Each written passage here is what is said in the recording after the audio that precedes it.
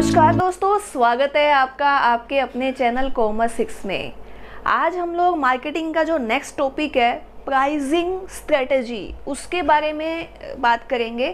Pricing strategy के अंदर कुछ मेथड हैं, उसमें कौन से मेथड कौन सी सिचुएशन में अप्लाई होते हैं वो हम लोग देखेंगे।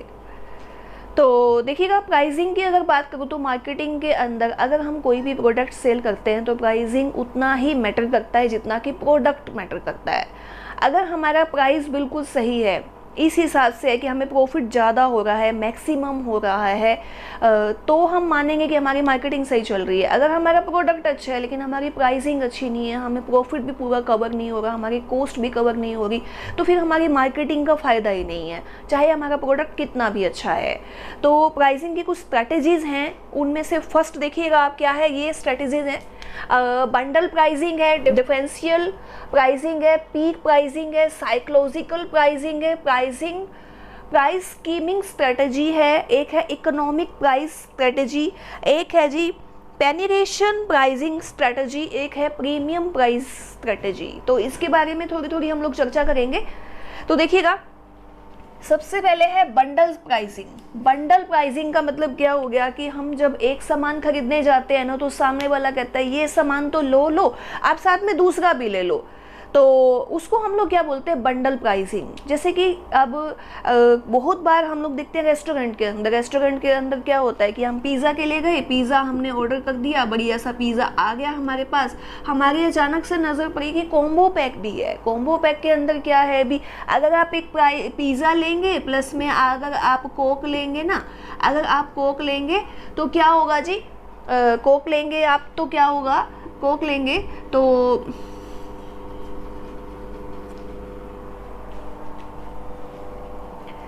आपने पिज़्ज़ा देखा, आप पिज़्ज़ा खाने के लिए गए तो आपने देखा कि पिज़्ज़ा मुझे लेना है, हाँ पिज़्ज़ा तो मैं लूँगा, साथ में कोक मुझे चाहिए, आजकल तो फैशन है, बर्गर लेंगे आप पिज़्ज़ा ले रहे हैं तो कोक चाहिए।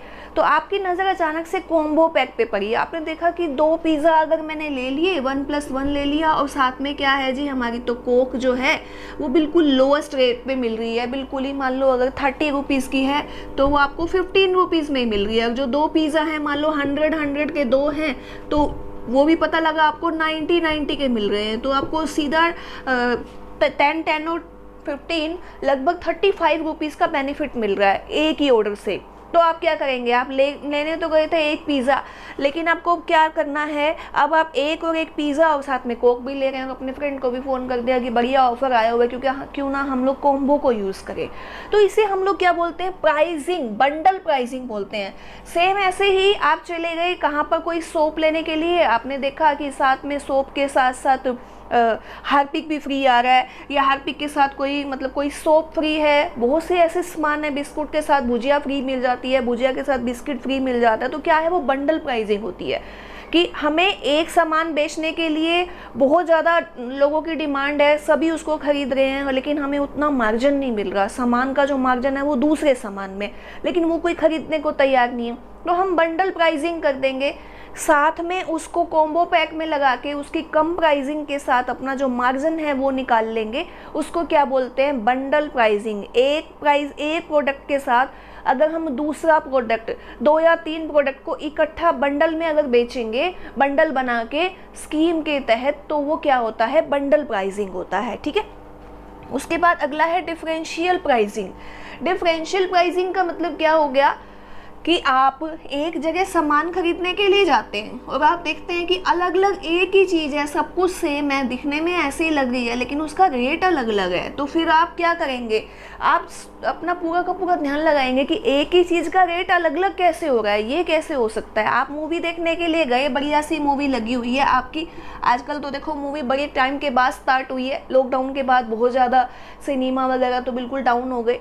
तो आप चले गए जी सिनेमा के अंदर मूवी देखने के लिए, और आपने क्या देखा आपने कि वेडनेसडे को आप मूवी देखने के लिए गए, तो आपका जो प्राइस रेट है वो 200 रुपीज़ है मूवी देखने के लिए। जैसे ही आप थर्सडे को गए तो आपने देखा कि वही की वही मूवी 100 रुपीज़ में मिल रही है। तो आपने कहा अरे ये क्या, मैं जब वेडनेसडे को देखने के लिए गया था तो मूवी 200 रुपये की थी। आज मैं जब उस मूवी को देखने के लिए जा रहा हूँ तो वो 100 रुपीज़ की है। क्यों? क्योंकि नेक्स्ट डे फ्राइडे को क्या है, नेक्स्ट मूवी आ जाएगी, तो 100 रुपीज़ में भी जो देख लेगा वो बढ़िया है। तो हम लोग क्या करेंगे, 100 में देख लेंगे, वही की वही मूवी, वही थिएटर, वही सब कुछ, वही AC, वही खाना पीना। तो हम लोग वो क्या करते हैं। इसी तरह से टिकट के भी, अगर मान लो आप वेडनेसडे को ही देखना चाहते हैं, आप सैटरडे को देख रहे हैं, आप वीकेंड पे जा रहे हैं, सैटरडे को आप गए और आपने देखा जो 200 वाली मूवी है वो तो 250 रुपये की है, सैटरडे संडे को 250 रुपये रेट रखा हुआ है, लेकिन आपके पास छुट्टी तभी है, टाइम तभी है, तो अगर आप वो देखने के लिए चले गए तो भी आपने देखा कि मिनिमम 250 है। वही की वही मूवी 350 रुपये में मिल रही है, वही की वही मूवी आपको 400 रुपये में मिल रही है। तो वो क्या है, बॉक्स, जैसे कि बॉक्स वगैरह, बालकनी वगैरह हो गई, आगे की सीट, पीछे की सीट, बीच की, गोल्डन, प्लैटिनम, बहुत सारी सीट्स आजकल आती हैं। तो सेम की सेम चीज़ आपको अलग अलग प्राइसिंग के अंदर जब मिलती है तो उसे हम लोग क्या बोलते हैं, डिफरेंशियल प्राइसिंग। सेम चीज़ अलग अलग सिचुएशन के हिसाब से, अलग अलग सीट के हिसाब से आपको अलग रेट में प्रोवाइड की जा रही है, और आप अपनी कन्वीनियंट के हिसाब से, अपनी सुविधा के हिसाब से उसको अगर आप परचेज करते हैं तो उसको हम लोग क्या बोलते हैं, डिफरेंशियल प्राइसिंग। और डिफरेंशियल प्राइसिंग के अंदर जो हमारा जो प्रोड्यूसर है वो इस चीज़ का बेनिफिट उठाता है। वो देखता है कि जो कस्टमर है वो कौन सी सीट ज़्यादा पसंद करता है, बीच में बैठना पसंद करता है तो बीच वाले रेट ज़्यादा कर देगा। इस तरह से काफ़ी सारी जो चीज़ें हैं उनके जो डिफरेंट रेट होते हैं, सिचुएशन के हिसाब से, डे के हिसाब से। आप मान लो किसी कहीं पर स्विमिंग के लिए जा रहे हैं, या आपने कोई एक ऐसा कोई पैक ले रखा है जिसके अंदर स्विमिंग भी है, खाना पीना भी है, पता लगा सैटरडे संडे को उनके अलग रेट हैं, बाकी दिनों में अलग रेट होते हैं, मॉर्निंग के अंदर अलग रेट होता है, इवनिंग के अंदर अलग रेट होता है। तो वो सब क्या है, अब तो जैसे STD की बात करें, फ़ोन कॉल्स की बात करें, तो पहले क्या होता था, मॉर्निंग के अंदर कॉल रेट ज़्यादा होती थी, उसके बाद धीरे धीरे आप इवनिंग में आ गए तो रेट थोड़े कम हो जाएंगे, और नाइट के अंदर अगर आप आते थे तो रेट जो है वो 1/4 हो जाते थे। वो क्या है, डिफरेंशियल तो है। हम बात तो उसी से ही कर रहे हैं, पर्सन से, उतनी ही दूरी पर कर रहे हैं, उतनी ही देर के लिए कर रहे हैं, लेकिन हमारे चार्जेस जो हैं वो कम लगते हैं, तो उसको हम लोग क्या बोलते हैं, डिफरेंशियल प्राइसिंग स्ट्रेटजी। ठीक है। उसके बाद नेक्स्ट है हमारा पीक प्राइसिंग।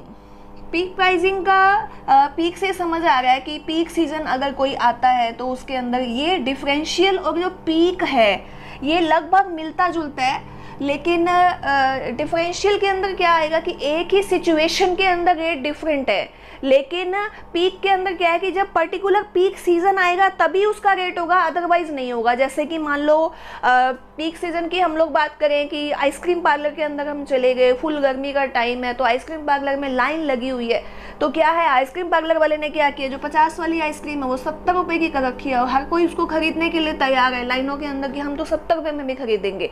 वही की वही आइसक्रीम जो है वो सर्दी के अंदर उसने 50 रुपये वाली 40 की करी हुई है, तो भी उसको कोई खरीदने के लिए जल्दी से तैयार नहीं है, उनको पता है कि भी अब ये बिकने वाली नहीं है। तो ये क्या है, पीक सीजन होता है, हर चीज़ का एक पीक पॉइंट होता है जिसके ऊपर मार्केट के जो प्रोडक्ट है उसकी सबसे ज़्यादा डिमांड होती है, और उस डिमांड को क्या करता है, प्रोड्यूसर ऑब्जर्व कर लेता है कि इस टाइम में इसकी डिमांड ज़्यादा है, इसका रेट बढ़ा दिया जाए।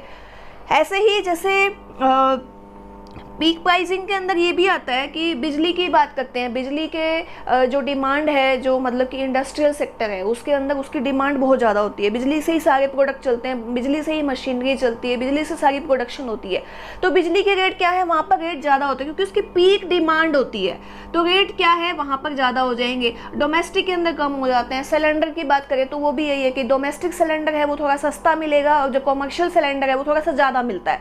तो वही पीक की बात है, जिस प्रोडक्ट की बहुत ज़्यादा डिमांड है उस प्रोडक्ट की जो प्राइसिंग है वो अकॉर्डिंग टू डिमांड बढ़ा दी जाए, उसको हम लोग बोलते हैं। जैसे कि पीक सीजन की बात करेंगे, हम लोग ट्रैवलिंग की बात करते हैं, ट्रैवलिंग के अंदर जो मतलब फेस्टिवल वैकेशंस आते हैं, जो वैकेशंस हैं, फेस्टिवल सीजन्स हैं, जिसके अंदर जो टूरिस्ट हैं वो सबसे ज़्यादा टूरिस्ट प्लेस में घूमना पसंद करते हैं, तो होटल्स वगैरह वाले क्या करते हैं, उसमें अपने रेट बढ़ा देते हैं, रूम्स के बढ़ा देंगे, ट्रैवलिंग के बढ़ा देंगे, हर चीज़ के बढ़ा देते हैं। और वही रेट अगर आप लोग उसी चीज़ को अगर कम रेट में ले जाना चाहते हैं तो आप मंदी में जाएंगे, सर्दी के अंदर बहुत ज़्यादा जाएंगे, तो वो रेट कम हो जाते हैं। तो हर चीज़ का रेट अलग अलग है। पीक सीज़न के हिसाब से जो रेट की जो प्राइसिंग है वो ज़्यादा रख दी जाती है, और जब पीक सीज़न ख़त्म हो जाता है तो उसकी प्राइसिंग कम रख दी जाती है, तो उससे हम लोग क्या बोलते हैं, पीक प्राइसिंग स्ट्रेटजी। फिर है साइकोलॉजिकल प्राइसिंग। हमारे हम लोग एक्चुअली हर चीज़ को साइकोलॉजिकली ही ऑब्जर्व करते हैं। साइकोलॉजिकली अगर हमारे माइंड के अंदर कोई चीज़ सेट हो गई तो वो हमें खरीदनी है, वो प्राइस हमें सही लगता है, चाहे वो रेट ज़्यादा है, लेकिन साइकोलॉजिकली हमारे दिमाग में आ गया। जैसे कि बहुत बार आता है ना, only for 199, only for 299, only for 5999, तो आपको लगेगा 199 का 100 की रेंज में ही है, जबकि आपको अगर उसको 200 रुपये दोगे ना तो हो सकता है वो 1 रुपये आपको दे भी ना उस सामान का, लेकिन आपको एट दी रेट ऑफ 199 में आपको बड़ा ही अट्रैक्टिव सा लगता है वो प्राइस कि 1 की सीरीज़ में है। 599 में आपको लगेगा कि वो तो 5000 की रेंज में है, जबकि वो 6000 का ही है। तो वो साइकोलॉजिकली प्राइस जो होता है, एक ऐसा प्राइस जो हमें देखने से लगे कि सस्ता है, लेकिन वो सस्ता नहीं है। सामान तो वो महंगा ही है। 1 रुपया कम कर देने से क्या वो सामान कम हो जाएगा? 200 से कम हो गया क्या 199 का, लेकिन हमें लगता है वो कम हो गया। तो उसे हम लोग क्या बोलते हैं? Psychological pricing. हर कंपनी अपने प्रोडक्ट का जो रेट है वो साइकोलॉजिकली इस तरह से सेट करती है कि कस्टमर उसको देख के उसको अट्रैक्ट हो सके। तो 199, 299, 6999 हर चीज़ के रेट आजकल यही मिलेंगे आपको। फ्रिज लेने चले जाएं आप, टीवी लेने चले जाएं आप, एसी लेने चले जाएं, तो आपको लगेगा हाँ ये तो 5000 की रेंज में है, 5-6 हज़ार तक का मिलेगा, लेकिन वो है वास्तव में 6000 का ही, वो है वास्तव में 7000 का ही।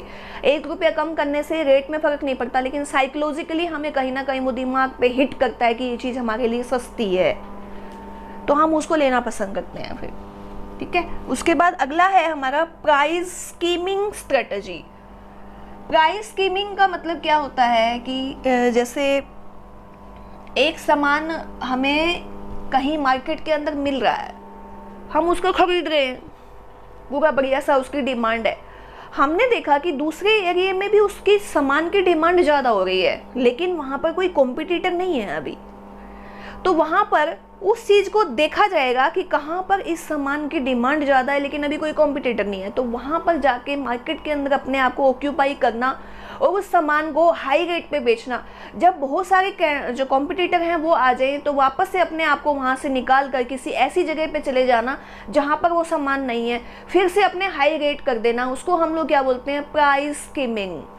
मतलब कि जैसे मान लो एक नई चीज़, नया प्रोडक्ट आया, मान लो हम कोई भी एक ऐसा नया प्रोडक्ट सोचते हैं जो कि हमारे शहर में नहीं है लेकिन दूसरे शहर में है। जैसे हरियाणा की बात करें, हम लोग हरियाणा में रहते हैं, हरियाणा में तो राजस्थान के अंदर अगर मान लो कोई भी ऐसी डिश है जो कि राजस्थान में ही पाई जाती है, हमारे यहाँ पे जनरली नहीं है, तो दाल बाटी की बात कर लेते हैं। जैसे दाल बाटी है, तो दाल बाटी हमारे यहाँ पे नहीं होता, राजस्थान में ज़्यादा होता है, लेकिन हमारे यहाँ पे डिमांड है, देखा कि दाल बाटी खाने वाले यहाँ पर भी बहुत ज़्यादा है।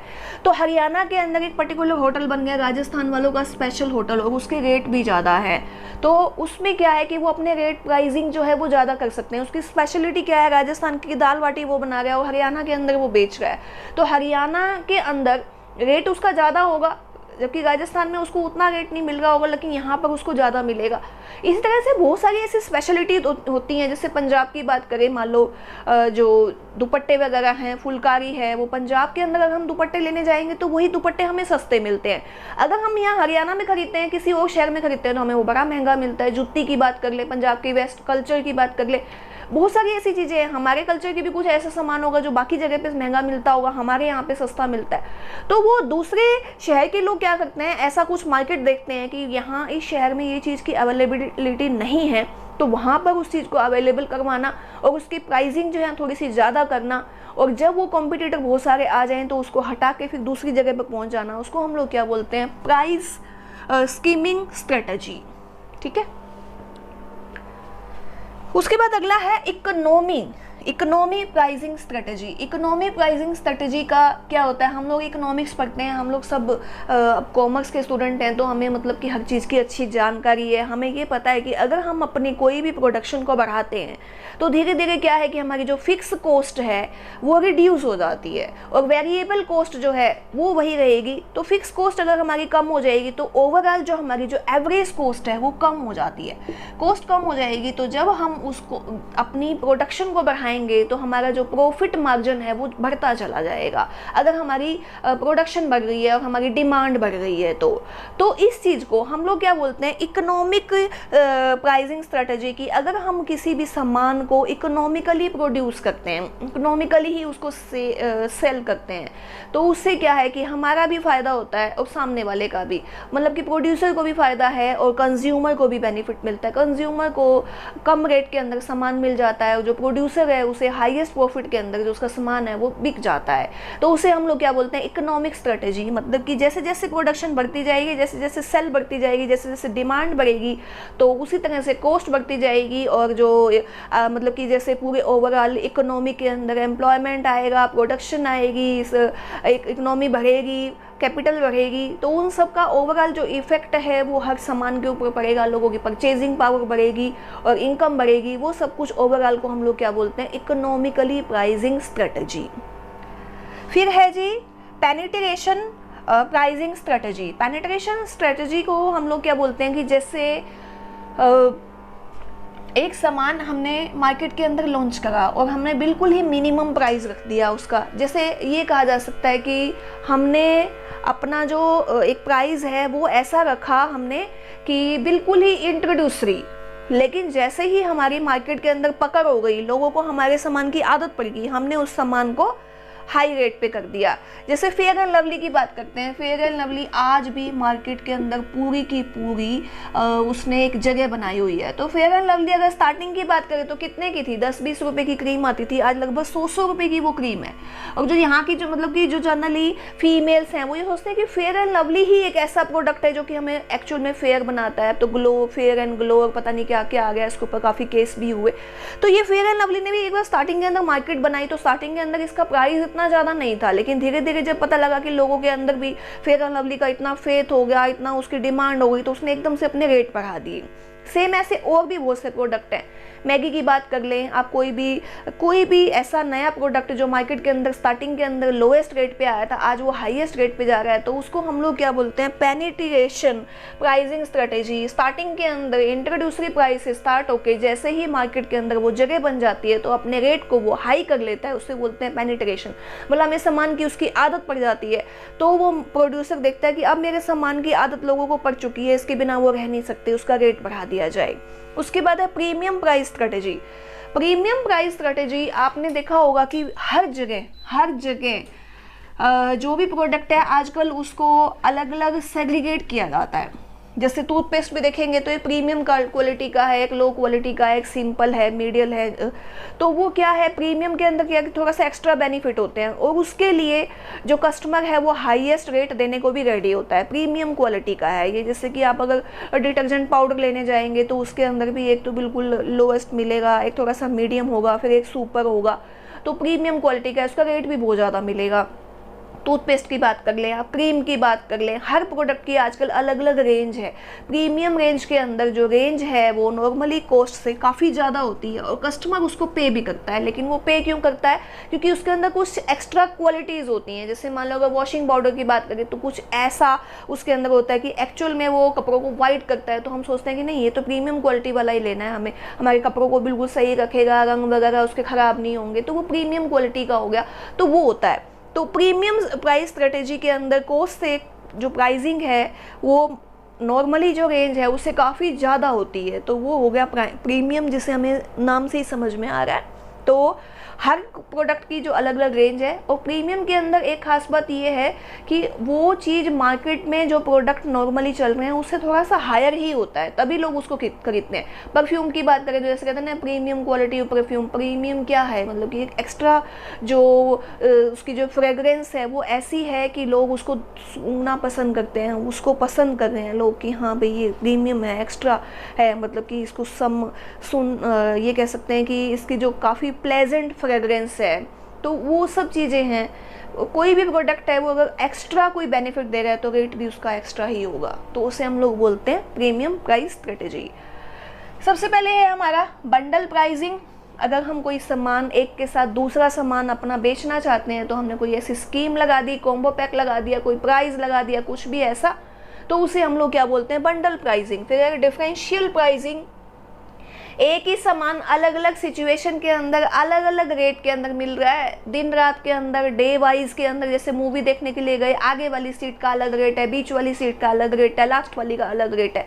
तो वो क्या है, डिफरेंशियल प्राइसिंग। पीक प्राइसिंग के अंदर जैसे ही हमें पता लगा आज इसका फुल सीजन है, रेट बढ़ा दिए गए, उसके बाद वापस से वो नॉर्मल रेट पे आ गई।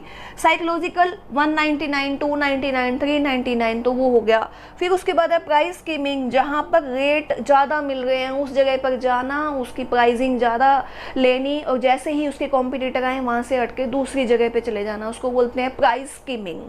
फिर है इकोनॉमिकली। इकोनॉमिकली का मतलब यही है जैसे जैसे हमारी प्रोडक्शन बढ़ेगी, हमारी जो कॉस्ट है वो कम हो जाएगी और उसका जो लोगों पे अच्छा इफेक्ट पड़ेगा, प्राइस भी ज़्यादा नहीं होंगे और डिमांड हमारी ज़्यादा बढ़ेगी, टर्नओवर बढ़ेगा। तो वो होता है इकोनॉमिकली प्राइसिंग स्ट्रेटजी।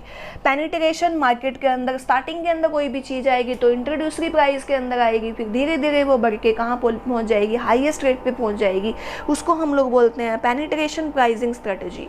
फिर है प्रीमियम। अगर मार्केट के अंदर आपका सामान लीक से कुछ हटकर है तो आप उसका रेट जितना मर्जी चाहें उतना रख सकते हैं, लेकिन बशर्ते उस चीज़ के अंदर क्वालिटी थोड़ी सी यूनिक होनी चाहिए, अलग होनी चाहिए। तो ये कुछ ऐसी प्राइसिंग की स्ट्रेटेजी थी। तो इसमें से क्वेश्चन आने के काफ़ी चांसेस हैं। इम्पोर्टेंट टॉपिक है ये आपका प्राइसिंग स्ट्रेटेजी का। उम्मीद करती हूँ मेरा ये जो वीडियो मैं आपके लिए बना रही हूँ इससे आपको हेल्प मिल रही होगी। यूजीसी नेट के लिए भी, एस्टेट के लिए भी, पीजीटी स्क्रीनिंग की कोई तैयारी कर रहा है, चाहे कोई केवीएस की, एनवीएस की, सबके लिए बेनिफिट है। मैंने पहले भी बताया था कि एस्टेट के अंदर मार्केटिंग का बहुत सारा टॉपिक आया था। पिछली बार की बात करें तो 15-20 क्वेश्चन थे, इसलिए हमने थोड़ा सा मार्केटिंग पे जोर दे रखा है अभी। और धीरे धीरे हम लोग बाकी सारे टॉपिक हैं वो भी मैं डिटेल में करवाऊंगी आपको, और क्वेश्चन कैसे कैसे बनेंगे वो भी बताऊंगी आपको। लेकिन एक बार हमारा मार्केटिंग के कुछ मेन टॉपिक हैं वो कंप्लीट हो जाएं, फिर हम लोग थोड़ा सा अपना ट्रैक पे आ जाएंगे। तो उम्मीद करती हूँ मेरी वीडियो आपको पसंद आ रही होगी। अगर आपको पसंद आ रही है तो लाइक कीजिए, शेयर कीजिए, कमेंट कीजिए। अगर आपने चैनल को अभी तक भी सब्सक्राइब नहीं किया तो सब्सक्राइब कीजिए। Thank you.